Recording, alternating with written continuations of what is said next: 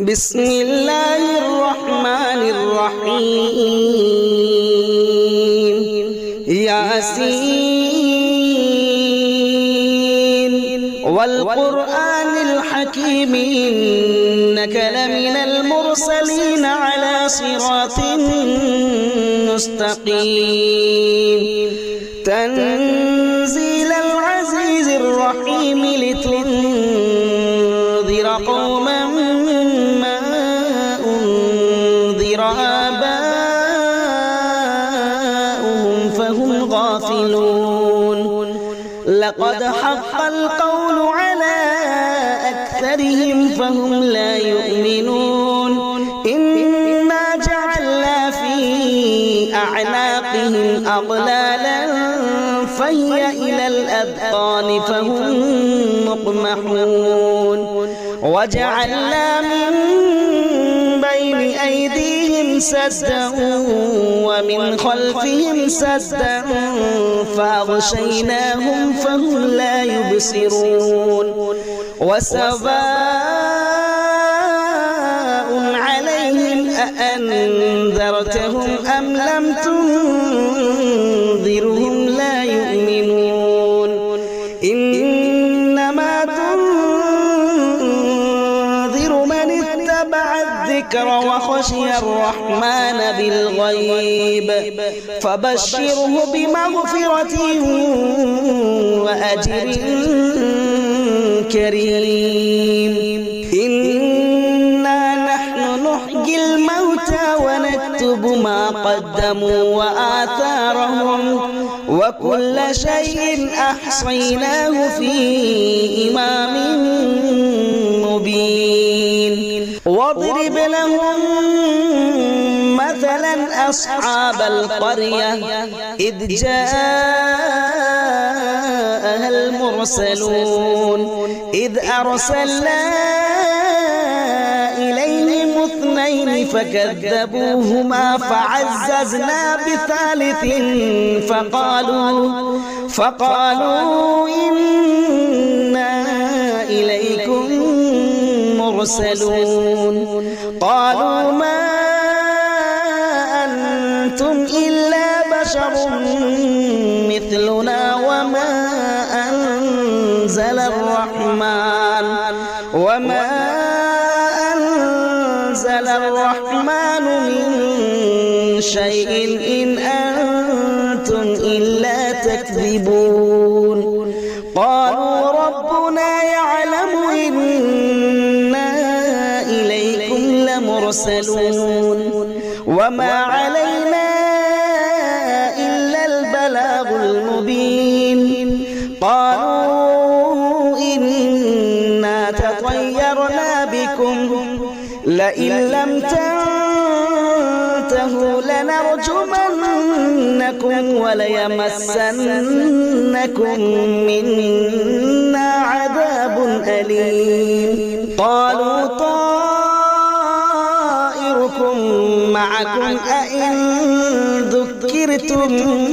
بل أنتم قوم مسرفون وجاء من أقصى المدينة رجل يسعى قال يا قوم اتبعوا المرسلين اتبعوا من لا يسألكم أجرا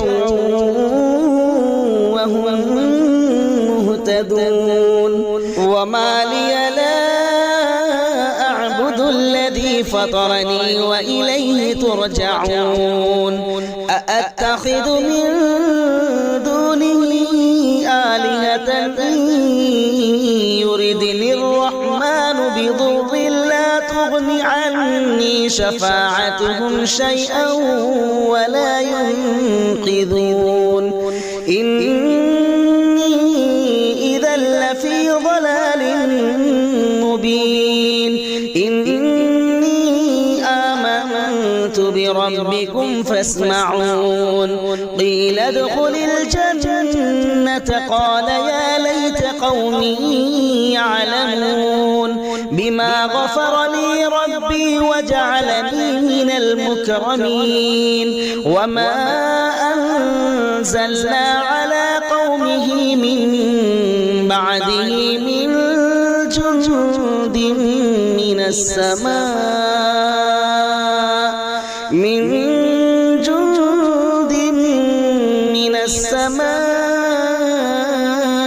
وما كنا منزلين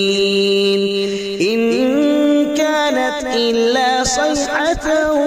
واحدة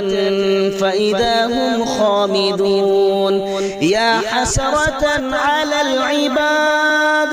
ما يأتيهم من رسول إلا كانوا به يستهزئون ألم يروا كم أهلكنا قبلهم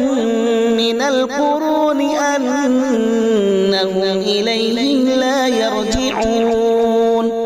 وإن كل لما جميع لدينا محضرون وآية لهم الأرض الميتة أحييناها وأخرجنا منها حبا فمنه يأكلون وجعلنا فيها جنات من نخيل وأعناب وفجرنا فيها من العيون ليأكلوا من ثمره وما عملته أيديهم أفلا يشكرون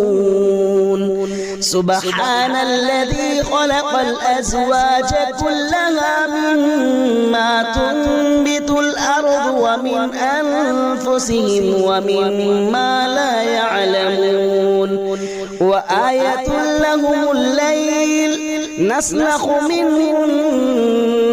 النهار فإذا هم مظلمون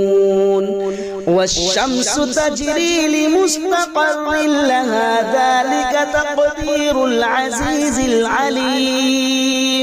والقمر قدرناه منازل حتى عاد كالعرجون القديم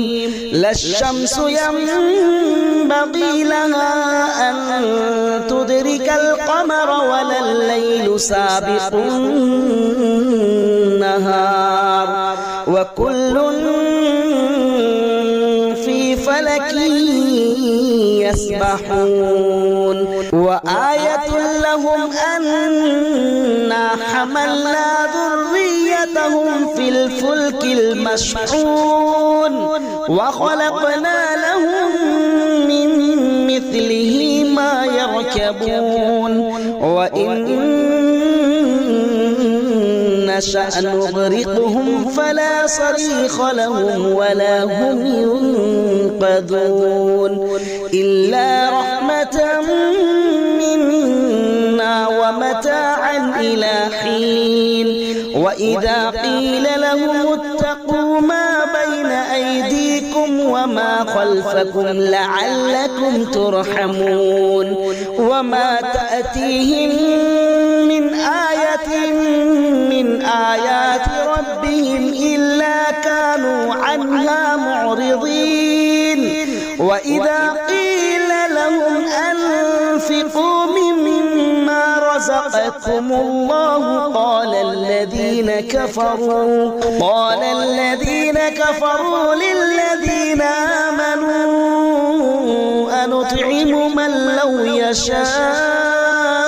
الله أطعمه إن أنتم إلا في ضلال مبين ويقولون متى هذا الوعد إن كنتم صادقين ما ينظرون إلا صيحة واحدة تأخذهم وهم يخصمون فلا يستطيعون توصية ولا إلى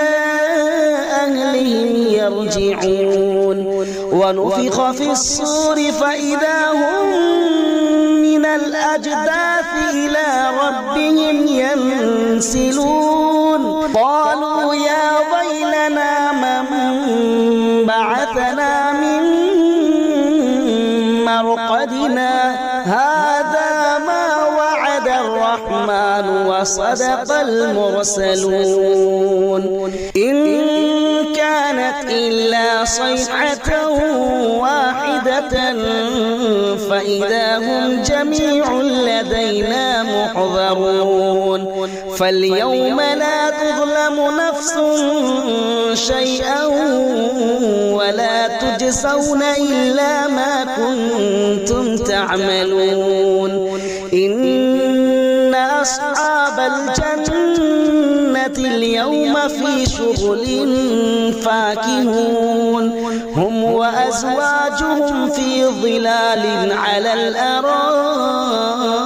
متكئون لهم فيها فاكهة ولهم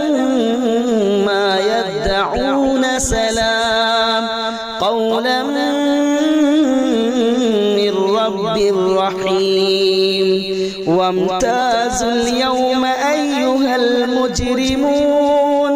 ألم أعهد إليكم يا بني آدم ألا تعبدوا الشيطان إنه لكم عدو مبين وأن اعبدوني هذا صراط مستقيم ولقد أضل منكم جبلا كثيرا أفلم تكونوا تعقلون هذه جهنم التي كنتم توعدون اصلوها اليوم بما كنتم تكفرون اليوم نختم على أفواههم وتكلمنا أيديهم وتشهد أرجلهم بما كانوا يكسبون ولو نشاء لطمسنا على أعينهم فاستبقوا الصراط فأنى يبصرون ولو نشاء لمسخناهم على مكانتهم فما استطاعوا مضيا ولا يرجعون ومن نعمره ننكسه في الخلق أفلا يعقلون وما علمناه الشعر وما ينبغي له إن هو إلا ذكر وقرآن مبين لينذر من كان حيا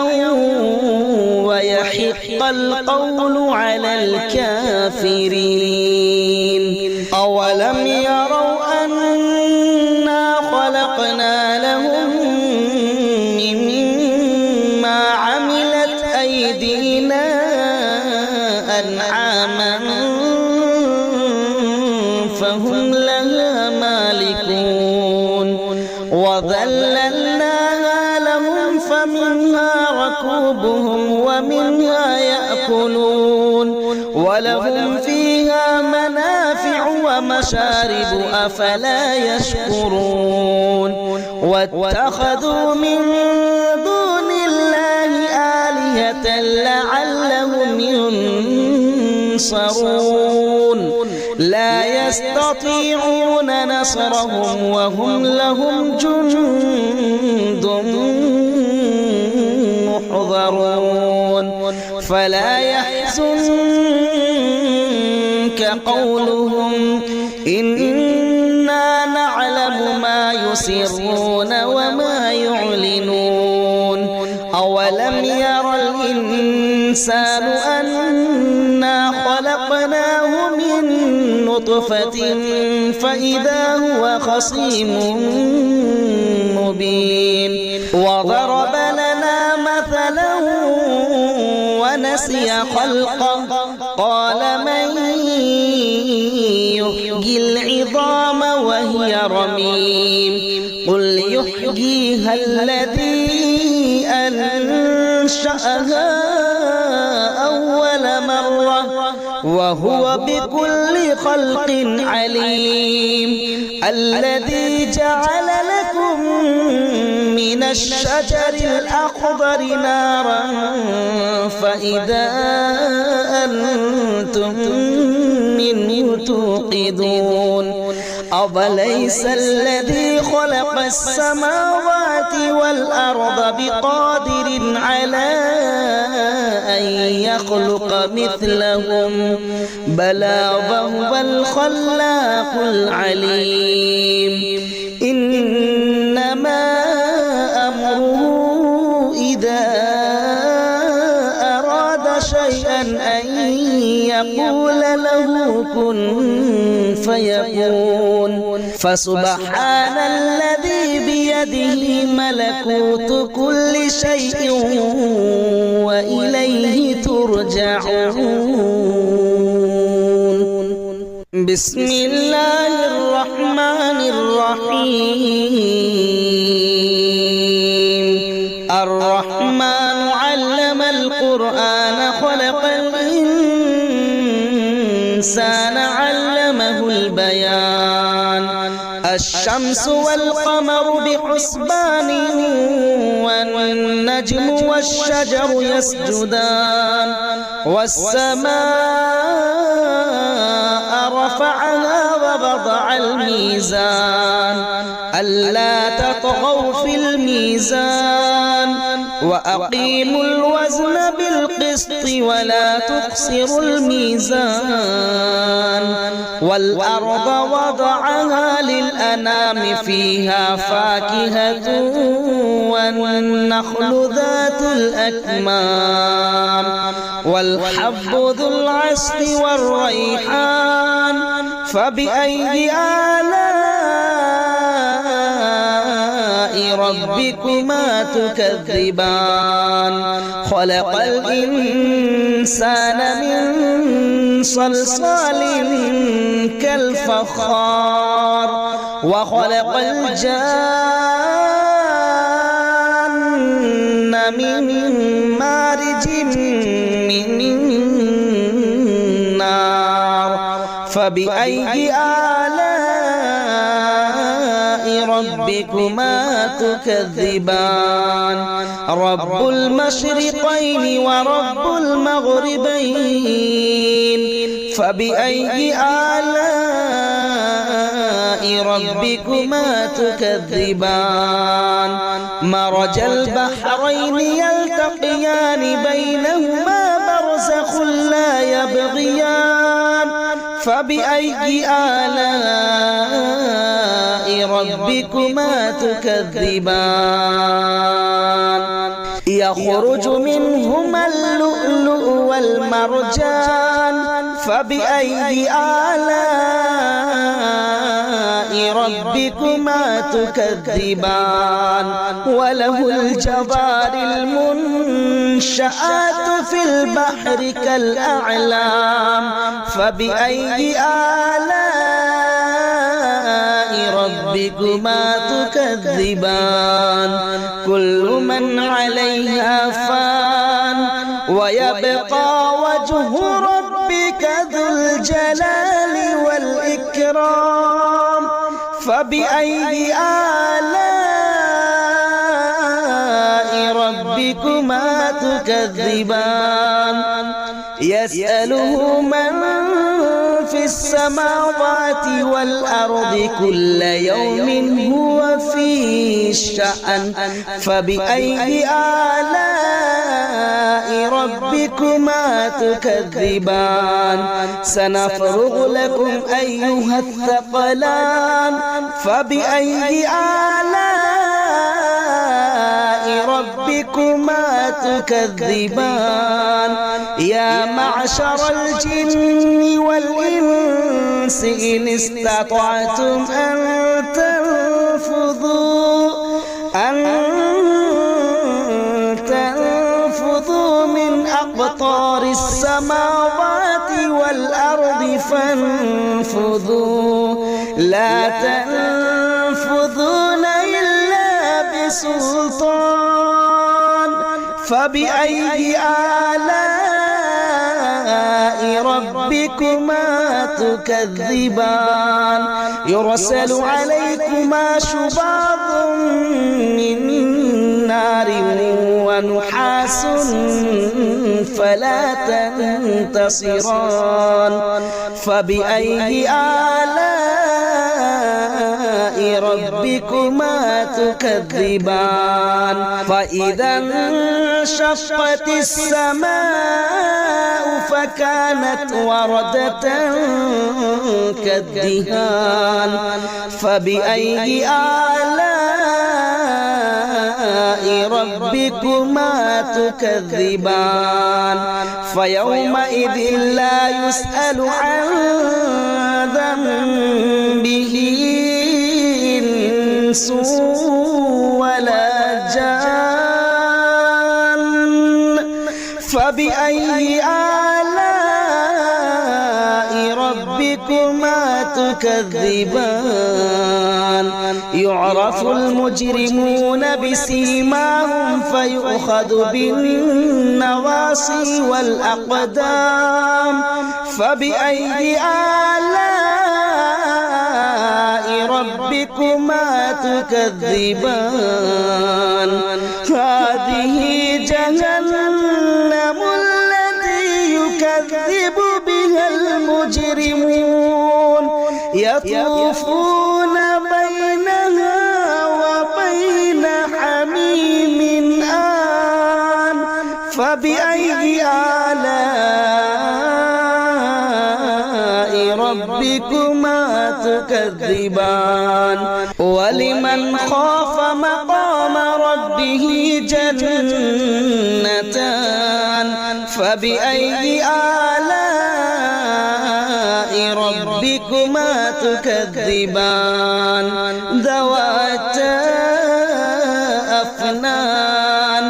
فبأي آلاء ربكما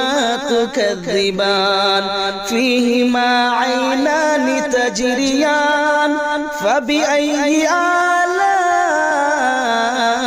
ربكما تكذبان فيهما من كل فاكهة زوجان فبأي آلاء ربكما تكذبان متكئين على فرش بطائنها من استبرق وجنى الجنتين دان فبأي آلاء ربكما تكذبان فيهن قاصرات الطرف لم يطمثهن إنس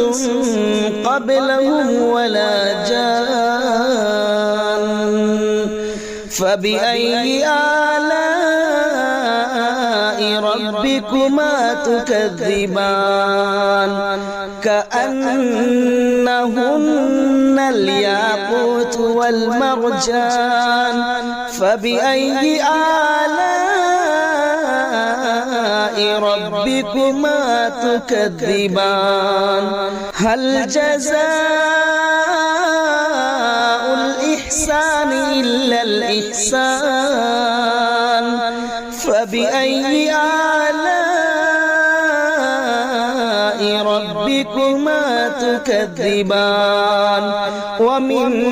دونهما جنتان فبأي آلاء ربكما تكذبان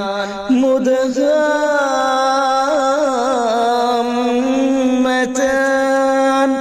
فبأي آلاء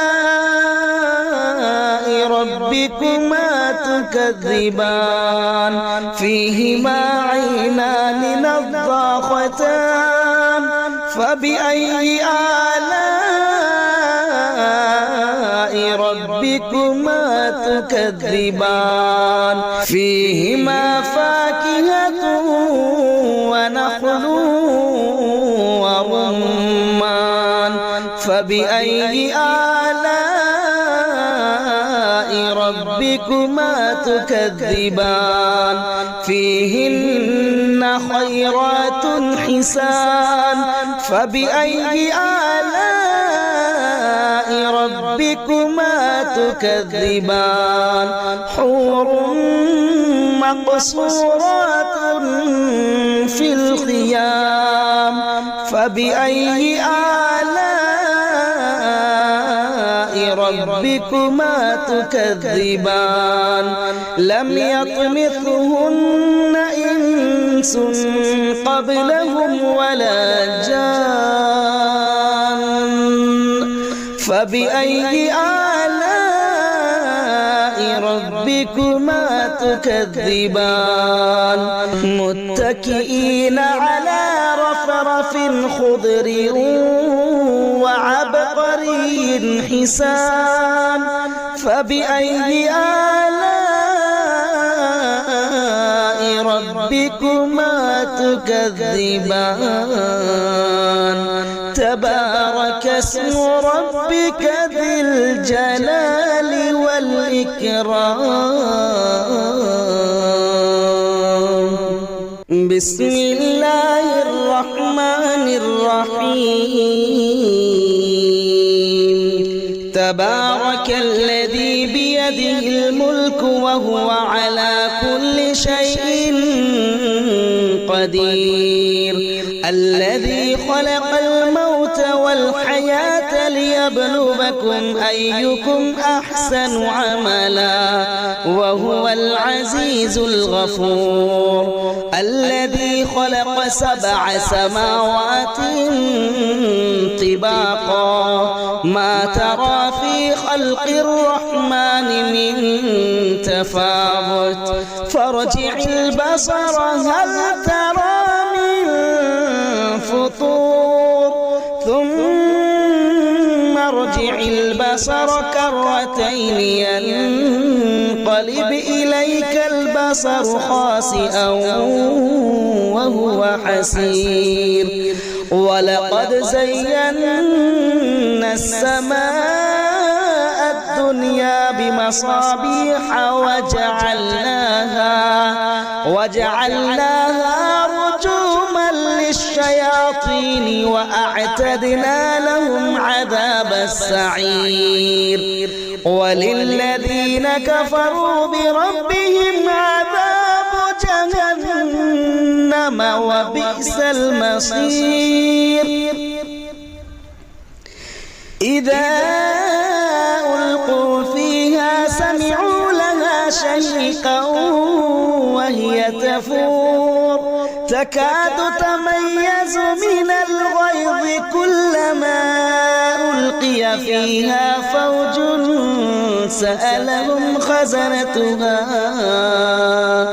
سألهم خزنتها ألم يأتكم نذير قالوا بلى قد جاءنا نذير فكذبنا وقلنا ما نزل الله من شيء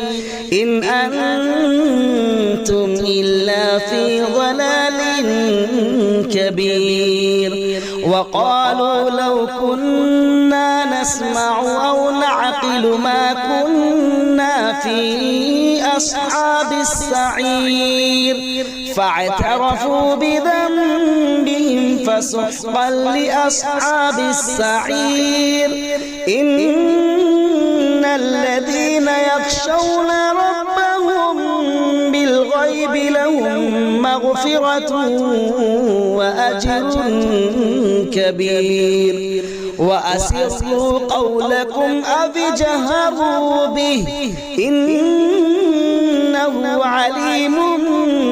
بذات الصدور ألا يعلم من خلق فهو اللطيف الخبير هو الذي جعل لكم الأرض ذلولا فامشوا في مناكبها وكلوا من رزقه وإليه النشور أأمنتم من في السماء أن يخسف بكم الأرض فإذا هي تمور أم أمنتم من في السماء أن يرسل عليكم حاصبا فستعلمون كيف نذير ولقد كذب الذين من قبلهم فكيف كان نكير أولم يروا إلى الطير فوقهم صافات ويقبضن ما يمسكهن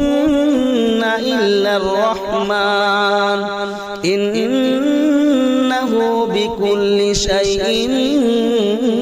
بصير أمن هذا الذي هو جند لكم ينصركم من دون الرحمن إن الكافرون إلا في غرور أمن هذا الذي يرزقكم إن أمسك رزقه بل لجوا في عتب ونفور أفمن يمشي مكبا على وجهه أهدى أمن يمشي سويا على صراط مستقيم قل هو الذي أنشأكم وجعل لكم السمع والأبصار والأفئدة قليلا ما تشكرون قل هو الذي ذرأكم في الأرض وإليه تحشرون ويقولون متى هذا الوعد إن كنتم صادقين قل إنما العلم عند الله وإنما أنا نذير مبين فلما رأوه زلفة سيئت وجوه الذين كفروا وقيل هذا الذي كنتم به تدعون قل أرأيتم إن أهلكني الله ومن معي أو رحمنا فمن يجير الكافرين من عذاب أليم قل هو الرحمن آمنا به وعليه توكلنا فستعلمون من هو في ضلال مبين قل أرأيتم إن أصبح ماؤكم غورا